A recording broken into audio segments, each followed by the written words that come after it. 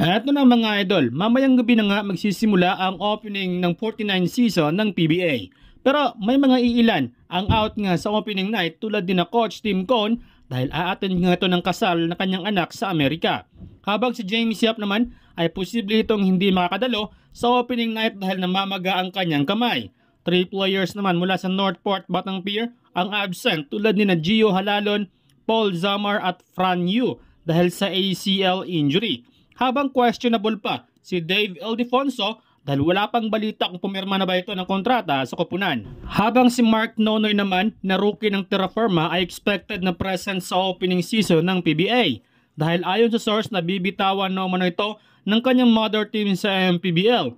Meanwhile, absent naman ang first overall pick ng Converge na si Justin Baltazar dahil hindi pa ito pwedeng bitawan ng Pampanga Giant Lanterns dahil ayon sa report na kailangan pa ng Pampanga ang serbisyo ni Baltazar upang masungkit ng Giant Lanterns ang back-to-back MPBL champion. Aasahan umano na sa Philippine Cup pa ang debut game nito sa PBA. Iwatig na nga ng kanyang interest sa pagbabalik sa PBA ang sharpshooter na si Jordan Heading.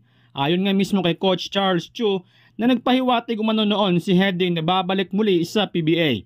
Matatandaan ay under nga mismo ni Coach Chu itong si Heading para sa Strong Group Philippines bago ito ma-appoint bilang assistant coach ng Converge. Pero nilinaw ni Coach Chu na hindi nila nirecruit si Heading para sa Converge at wala umanong PBA teams ang nagka-interest sa kanya dahil hawak nga ng Terra Firma ang kanyang rights. Well, ayon naman kay Jordan Heading na simula nang umalis ito sa PBA ay wala na silang conversation sa pagitan ng Terra Firma. Hindi na umano sila nag-reach out para sa offer sheet at hindi niya umano alam ang plano ng Terra Firma. Dagdag pa ni Heading na matapos nilang ibigay si Stephen Holt sa Ginebra, baka siya naman ang isusunod ng Terra Firma na ibigay doon. Wala na umanong ginawang tama ang Terra Firma na ikakaganda ng kanilang kupunan.